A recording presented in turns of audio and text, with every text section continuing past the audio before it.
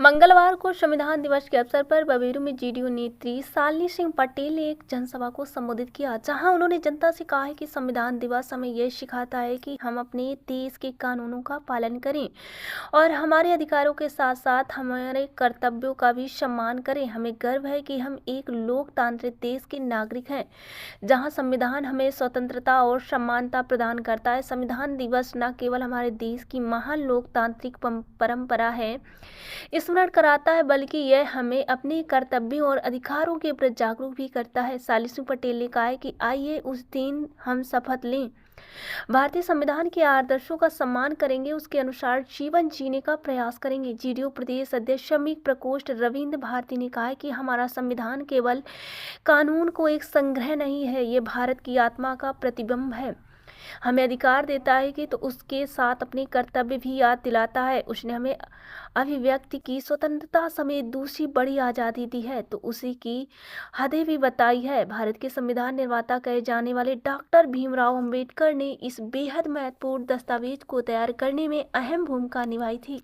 वहीं संविधान को बचाने की जीडीयू नेत्री शालिनी सिंह पटेल ने तहसीलदार बबेरू के द्वारा राष्ट्रपति को 16 सूत्रीय ज्ञापन सौंपा। उन्होंने मांग की है कि जो लोग संविधान को रौंद कर गलत फैसला करते हैं, संविधान विरुद्ध कार्य करते हैं, उन पर कठोर कार्रवाई होनी चाहिए। नेत्री शालिनी सिंह पटेल ने लोकतंत्र की पारदर्शिता हेतु ईवीएम बंद करवाकर बैलेट पेपर से चुनाव करवाए जाने की मांग करते हुए वन नेशनल व एजुकेशन लागू किए जाने की मांग उठाई। विभिन्न प्रांतों में बंद किए जा रहे प्राथमिक विद्यालयों अध्यापक चालू रखे जाने, निजीकरण वापस लिया जाने, संविदा कर्मी, आउटसोर्सिंग कर्मी, रसोइया आदि को परमानेंट किए जाने की मांग के साथ पेपर लीक, भर्ती घोटाला बिना नौकरशाहों के संभव नहीं, जिम्मेदारों नौकरशाहों के विरुद्ध कठोर कार्रवाई की मांग भी उठाई। उन्होंने ओबीसी वर्गों के सर्वांगीण विकास से संख्या अनुपात में बजट निर्धारित किए जाने की मांग उठाई। विभिन्न प्रांतों में बंद किए जा रहे प्राथमिक विद्यालयों को यथावत चालू रखे जाने, निजीकरण वापस लिया जाना, संविदा कर्मी, आउटसोर्सिंग कर्मी, रसोई आदि को परमानेंट किए जाने की मांग के साथ पेपर लीक, भर्ती घोटाला बिना नौकरशाहों संभव नहीं है, जिम्मेदार नौकरशाहों के विरुद्ध कठोर कार्रवाई की भी मांग उठाई। उन्होंने ओबीसी वर्गों के सर्वांगीण विकास से संख्या अनुपात में बजट निर्धारित किए जाने के अनुच्छेद 340 व रोहिणी आयोग की रिपोर्ट सार्वजनिक की जाने आदि की मांग उठाई। कार्यक्रम में उपस्थित रविंद्र कुमार भारती, श्रमिक प्रकोष्ठ यूपी अध्यक्ष, जीडीयू जिलाध्यक्ष उमाकांत, सविता, निहारिका मंगल, जदयू जिला महिला जिलाध्यक्ष अर्जुन सिंह, काशी प्रसाद याज्ञिक, प्रशांत मंगल, राम भवन पटेल, श्रवण कुमार, कबीर, महेश श्रीवास, रविकरण सिंह, राम रूप सिंह, दिलीप गुप्ता, चुन्नी देवी, जयप्रकाश निगम करीब 300 लोग सम्मिलित रहे। मंडल प्रभारी गंगा प्रसाद करवरे की रिपोर्ट। को जड़ से तोड़ेंगे, जिसने इस समाज को दगा दिया उसे बेनकाब कर छोड़ेंगे, चाहे वो अपना हो और चाहे पराया। जी, किस तरह का ज्ञापन सौंपा? देखिए, आज संविधान दिवस के शुभ अवसर पर आप सभी पत्रकार बंधुओं, सभी देशवासियों को हार्दिक शुभकामनाएं। जनता दल यूनाइटेड परिवार की तरफ से हमने 16 सूत्रीय ज्ञापन जिलाधिकारी तहसीलदार बबेरू के माध्यम से, मंडल आयुक्त के माध्यम से महामहिम राष्ट्रपति महोदय को संबोधित ज्ञापन दिया है और उसमें 16 सूत्रीय मांगे हैं और उम्मीद करते हैं कि महामहिम राष्ट्रपति जी देश की जनता के हित में जरूर हमारे ज्ञापन पर संज्ञान लेगी और हम चाहते हैं कि अगर वो संज्ञान हमारे ज्ञापन का लेती हैं तो इस देश की जनता युगों तक उनका नाम लेगी और आभारी रहेगी। और जिस तरह इस देश में ही नहीं, उत्तर प्रदेश देश में जिले के अधिकारी जिस तरह तानाशाही कर रहे हैं, बबेरू एसडीएम जिस तरह तानाशाही कर रहे हैं, ये तानाशाही ठीक नहीं है। देखिए, अगर आपको कुर्सी में बैठाया गया है तो आप जनता की समस्याएं सुनिए। यहाँ आप देखिए कि जनता की समस्याओं का अंबार लगा हुआ है, 50 एप्लीकेशन मेरे पास आ गए, ये अधिकारी सुनने को तैयार नहीं है। तो देखिए, अगर अधिकारी आखिरकार क्यों नहीं सुन जा रहा है? केंद्र में आप सरकार में साझा हैं, आपकी मांगों को अवहेलना क्यों की जा रही है? कारण क्या?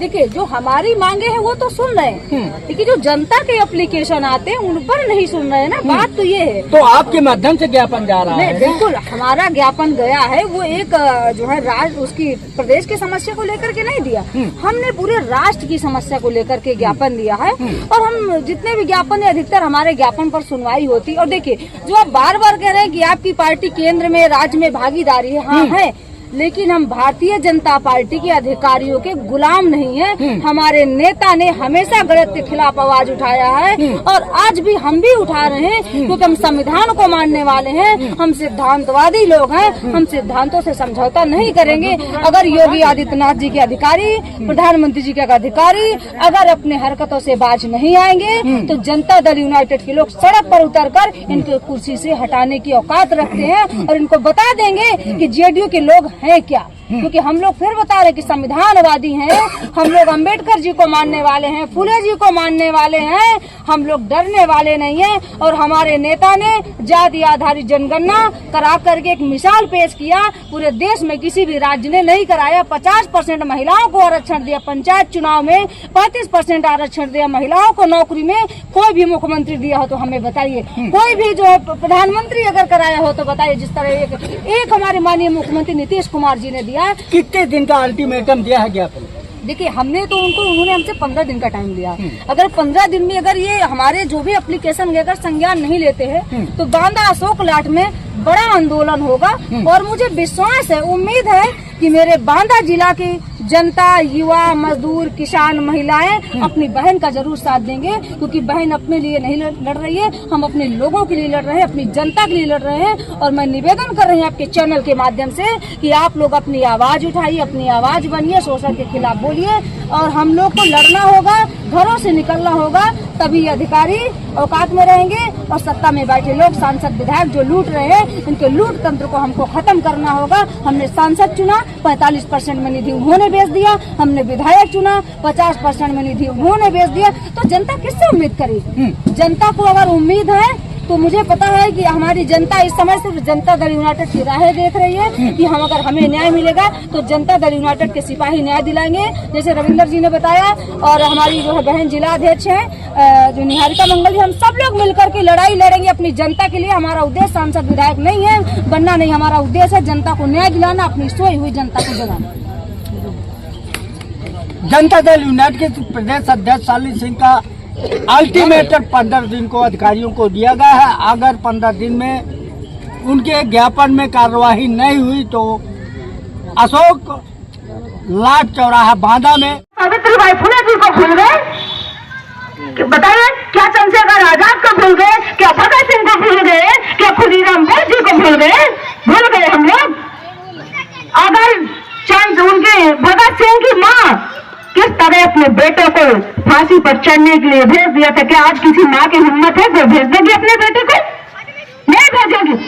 कम से कम उनके बलिदान को तो आप लोग याद रखिए कि एक भगत सिंह ने असेंबली में बम फेंका था, इतिहास गवाह है, लेकिन किसी भी सरकार ने उन्हें भारत रत्न से सम्मानित नहीं किया। लेकिन जब मैं आपको बता दूं कि जिस तरह भगत सिंह ने असेंबली में बम फेंका था, उस दिन ये बेटी शालिनी पटेल अपने वोट के माध्यम से, अपने कलम के माध्यम से इन नेताओं के सर पर भी बम फेंकेगी। वो बम वाला नहीं, कलम का बम सबसे बड़ा अगर बम है इस देश में तो कलम का है, संविधान का है। क्योंकि मेरा सुरक्षा कवच देश का संविधान और आप लोग हैं। तो आप लोग को डरने की जरूरत है। आपको बहुत डराया जाता है, धमकाया जाता है चुनाव के टाइम पर, जैसे कुछ प्रधान है, कोटेदार है कि नहीं आपको कोटा निरस्त कर देंगे, आपको प्रधानी में काम नहीं करने देंगे। आप हमें बताइए, हम देखते हैं कौन गुंडा है आपको धमकी देता है। हमारा नंबर लीजिए, उस गुंडे का फंदा छुटाने के लिए हम लोग तैयार हैं। हम डरने वाले नहीं है। कितना पैसा नहीं लूटा जाता आपका बताइए? घूसखोरी चरम पर है, बिना पैसे के काम ही नहीं होता। कहां से जनता देगी भाई? आपने अडानी अंबानी का कर्ज माफ कर दिया, किसानों का कर्ज क्यों नहीं माफ कर रहे हैं आप? बताइए, किसान ने आपको वोट नहीं दिया, क्या सिर्फ अडानी अंबानी के वोट से आप सरकार बना लेते हैं क्या? वोट की जरूरत होती है तो कहते हैं भगवान है हमारे, माता है हमारी, दुर्गा है, तुरंत पैर छूते हैं। और चुनाव जीतने के बाद आपको पैर छूना पड़ता है। छूते हैं कि नहीं? मंत्रियों से मिलने के लोगों से कहना पड़ता है कि हमको भी विधायक जी से मिलवा दीजिए, हमको भी मंत्री जी से मिलवा दीजिए। कब तक चलेगा ये? आप अपनी ऐसी ताकत बनाइए कि मंत्री हो चाहे सांसद हो चाहे विधायक हो, आपसे मिलने के लिए आपको ढूंढे कि ये व्यक्ति है कौन, ये जनता है कौन। लेकिन आप लोग ताकत नहीं बना रहे हो। आपको धर्म के नाम से भड़काया जाएगा कि ये हिंदू है, ये मुस्लिम है। मैं कहती हूँ जब खून की जरूरत पड़ती है तब आप नहीं पूछते कि हिंदू का खून है कि मुसलमान का खून है। क्यों? जब आपको वोट की जरूरत पड़ती है तब आप नहीं पूछते कि हिंदू का वोट है कि मुसलमान का वोट है।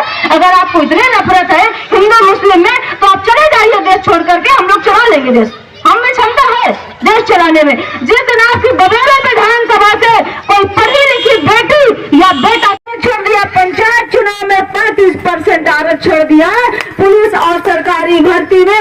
आप देखिए पुलिसों से ज्यादा पुलिस में नौकरी कर रहे हैं बिहार की बेटियां, लेकिन उत्तर प्रदेश में क्या हो रहा है, महिलाओं को मारा जाता है, महिलाओं को नग्न करके घुमाया जाता है। ऐसी महिला सशक्तिकरण की बात करने वाले अधिकारियों की, जिस दिन बेटियों को अगर कोई टच कर लेगा तो उसको फांसी की सजा हो जाएगी, जेल हो जाएगी। लेकिन हमारे किसान की बेटियों के साथ कितना शोषण हो रहा है, क्या अधिकारी नेता सुन नहीं रहे, क्या कान में इनके ढक्कन लगा हुआ है। लेकिन ये हमको सोचना होगा कि जब तक हम लोग दारू और मुर्गा में वोट देते रहेंगे तब तक अन्याय होता रहेगा।